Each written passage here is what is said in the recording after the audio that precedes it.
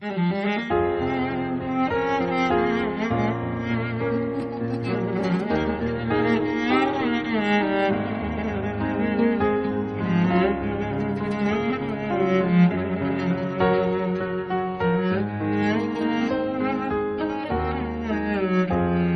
in today's program, we have with us Chandi, history instructor at Qatar Community College. Welcome to the show, Chandi. Thank you for having me. Can you tell us a bit about yourself and your work here in Doha? Yes, I am a history instructor here at Qatar Community College. I'm originally from California, and I'm having a fabulous experience teaching history here to young Qatari men and women. So could you tell us, why should anyone want to study history? Well, that's a great question. That's what I challenge my students in my classes. I ask them, why study history? Why should they care about people on the other side of the world that lived 400 years ago? And it's because what happens when we attempt to gain an understanding of a world that's different from our own. With investigating a world that's different from our own, we have to put aside our assumptions and prejudices and enter a world in which the rules are different. So I'm a firm believer that if history is taught from this point of view, it can help teach tolerance, and I want my teaching of history to make a difference in the world and create knowledge and understanding and also empathy. So empathy, is that your approach to the study of history, where you approach the other with empathy? Yes, I love the fact that through teaching history I can have this goal of creating more tolerance in the world, and we can do that through this exercise of studying people who are different from us, and so if teaching history is done well, it helps us to appreciate the importance of different cultural, religious, and social systems. So we step beyond our own cultural confines and think creatively about issues in a global context. So my goal is to break down the way that my students think about history when they come into the classroom. They think it's a very boring subject because usually they've been taught that it's about memorizing facts and dead white men, and I tell them it's not about that.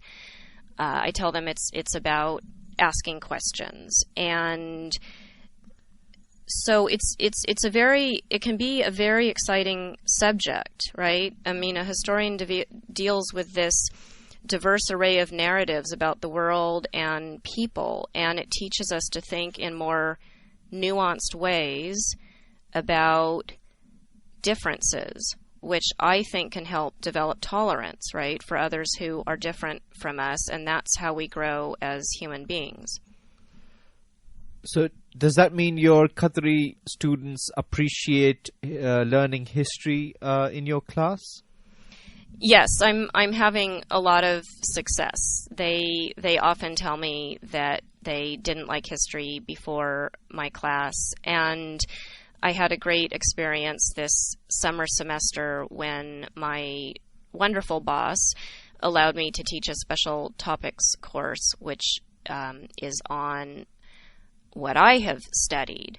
My studies were on the Florentine Renaissance, and most colleges I've taught at want me to teach the bread and butter courses, the U.S. surveys and the Western civilization survey courses, and not just an in-depth course on the Florentine Renaissance, which is my specialty. But my boss allowed me to do this special topics course this summer at the men's campus, and the students at the beginning told me that they really didn't know anything about Italy. I gave them a map of Italy to see if they could locate places on it, and Most of them were not able to, and they hadn't heard of the Renaissance. So we went from this place, this sort of blank slate of them not knowing anything about this topic. In less than 2 months, the summer session's quite short. Just the other day, in the last day of class, they ended up with all of them just going around the room, all of them talking about how excited they were to have learned so much, to have gone from what they said was 0% to 100% of knowledge. And so many of them said now they're planning a trip to Italy because they want to see Brunelleschi's dome and Michelangelo's Sistine Chapel ceiling. So that's great news for our Qatari students. Your own experience as a historian, how do you feel like when you enter another world as a historian? What curiosities do you bring? What wonder do you bring to your study? Well, yes. Wonder reminds me of my first experience of being excited about history, because I grew up in a California beach town where I didn't see any history. And I took a trip to Europe actually before I entered university with a backpack and a youth hostel pass, and I arrived in Italy and was absolutely amazed just walking around Florence and Rome, seeing the Pantheon and seeing Michelangelo's David. I had such an immense sense of wonder and thrill, and I knew it was one of those special moments in life where you know what you are supposed to be doing, you know what your passion is. And how did you connect this personal experience into a lifelong journey in historical studies? Well, I've continued to travel and to live abroad as much as possible.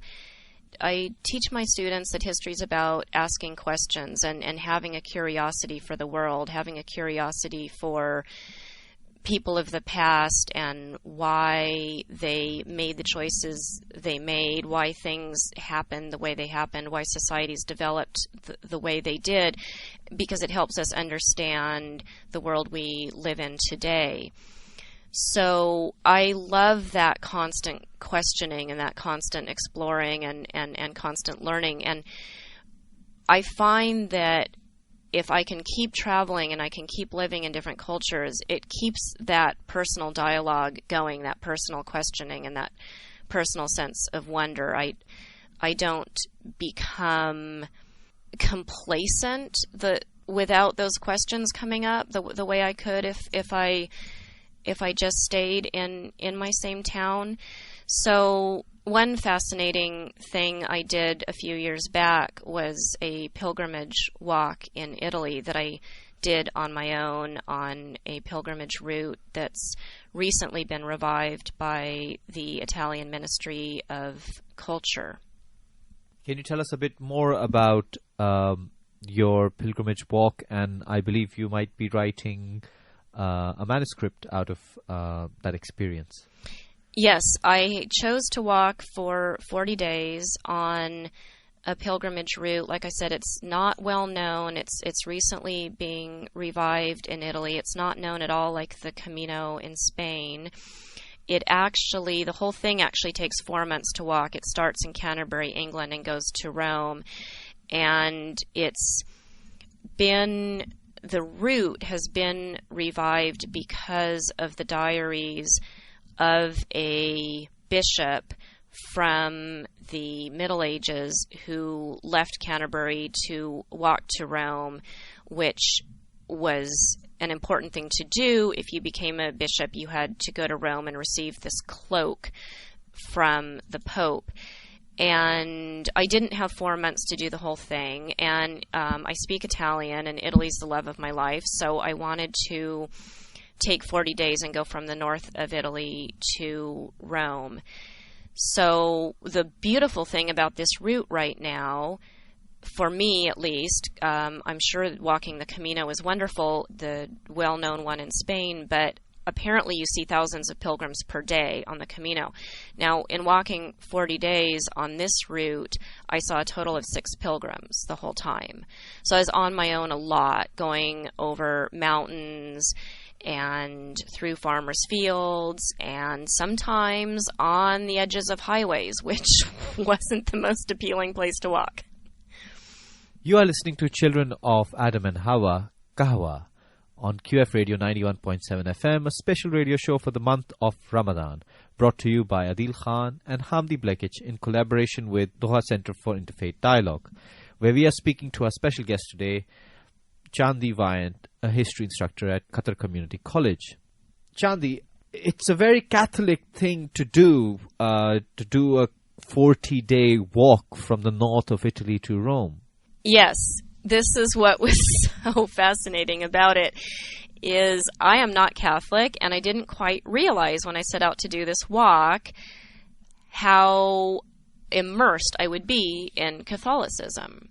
I stayed with nuns and monks along the route, and I was able to have a very in-depth experience because of being able to speak in Italian with them and have some wonderful dialogues, not only with them, but with other Italians I met along the route.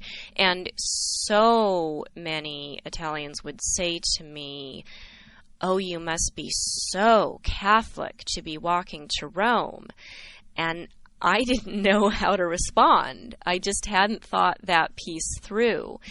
But it was a wonderful experience to open myself up to experiencing the true heart of Catholicism. I have many friends in the U.S. who were raised Catholic and rejected it and don't practice it. And I entered this whole other world of Catholicism where the nuns and monks were so lovely and so good to me, and I had such a rich and positive experience of almost living what it would have felt like in the Middle Ages.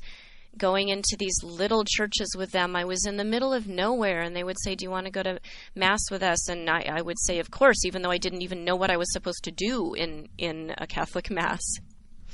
So, if you don't mind me asking, did you ever have a numinous experience in this whole journey? An experience of the beyond? Yes. So, is for our listeners, is this an exploration of your own past, an attempt to do this pilgrim walk, or is this a literary experience? And what does this mean for your appreciation for your countries or your civilization's religious inheritance? Well, I think to really appreciate Western civilization, like I said, as someone who grew up in a California beach town, which feels very far removed from the richness and the depth of the traditions, the humanities, the wonderful, rich humanities that have come out of Europe for thousands of years, I feel very removed from that growing up in California. And I'm so, which, California is a wonderful forward-thinking place, wonderful innovations. Steve Jobs and Steve Wozniak developed Apple Computer in my same town. And so I appreciate all that, but to really appreciate Western civilization and what our traditions are in the West, it's imperative to spend in-depth time in Europe.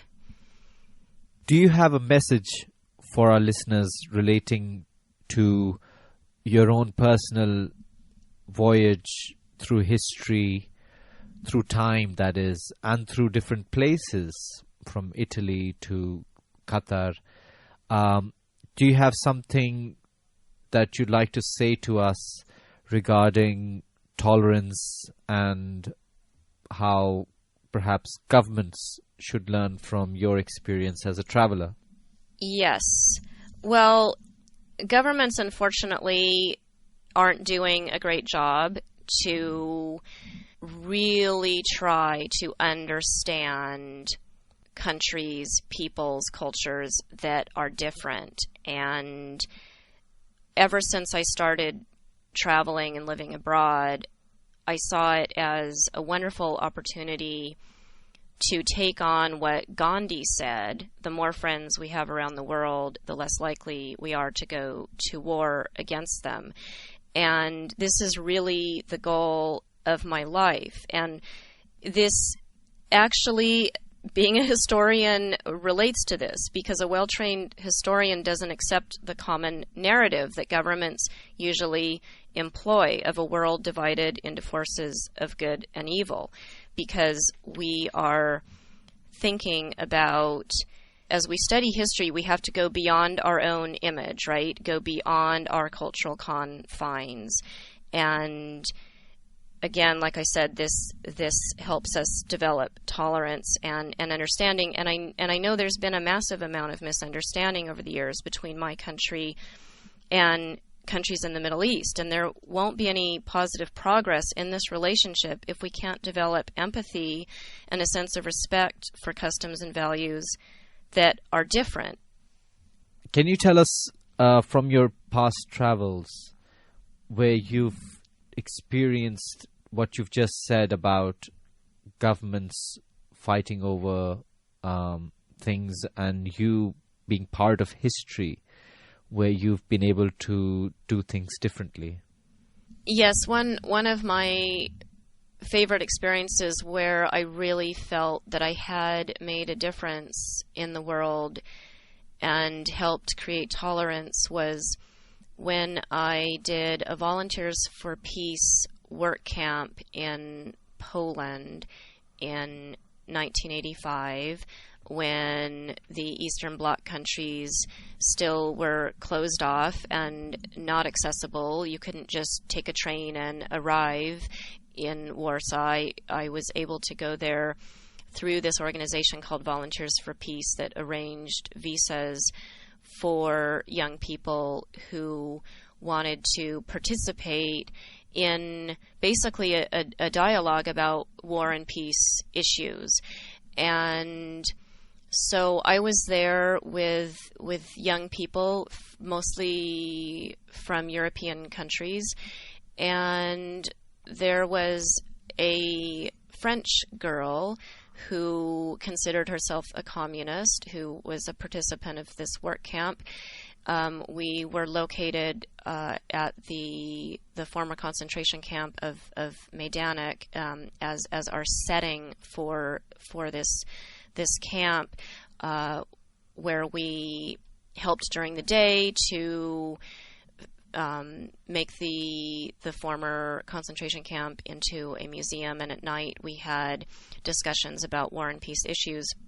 This particular young French girl who was a communist was very, very anti-American, and which I accepted and didn't challenge her on. I knew that a lot of Europeans were quite upset with our president at the time, but there, for the whole time during the camp, there were no real breakthroughs until one night when I became emotional and said, "Look, it's not easy to be an American and know that, you know, my president has called the Soviet Union the evil empire, and to see how upset Europeans were about all the cruise missile bases that my country was putting in all over Europe." And so I just expressed how it was for me, and she later came up to me and said she'd never met an American like me, and she didn't realize that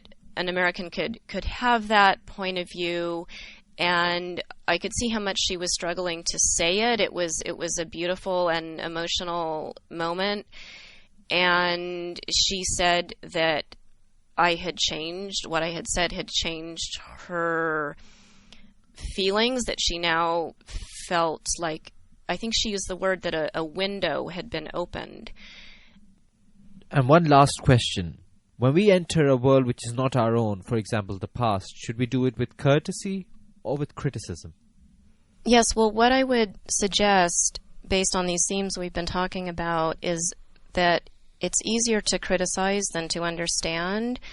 And what I am learning living here, and what I encourage others to think about, is next time you're criticizing a culture, ask yourself, can I absolutely know that this is true?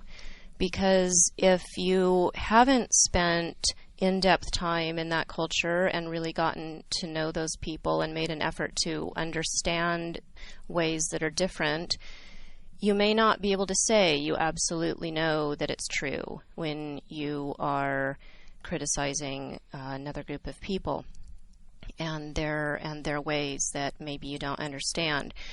I'm often called upon to step out of my cultural norms here and really push myself to let go for a minute of what I hold dear in order to understand what people here hold dear. And I have to push myself not to judge, but instead to seek to understand. And it's a fabulous exercise. And I wouldn't be pushed to do that if I wasn't living here. So, you know, this gets back to my thoughts about travel and why it's so important for education and for creating tolerance around the world. Not just traveling to see sights and to shop, but I encourage people to really travel deeply. Living abroad is even better if possible, and try to be invited into people's homes and be open to learning and understanding different ways. And even if you can't fully understand, you can at least develop respect. Thank you, Chandi, and thank you for speaking to us today. Thank you so much for having me. And we would like to wish our listeners Ramadan Kareem. Yes, I would love to wish Ramadan Kareem to everyone. And I also want to just say that I really, really appreciate the fact that Qatar is bringing us here and giving us these wonderful opportunities. All of us who are professors and teachers here, it's truly been a very, very special gift in my life to be able to work and live here. Thank you. And with this, we end our today's program. The past is a foreign country, and we can approach it, as Chandi has explained to us, as a traveler, as a wanderer, as a wanderer of its many, many delights. Thank you for listening to us today. From Adil Khan and Hamdi Blekic, goodbye and Ramadan Kareem.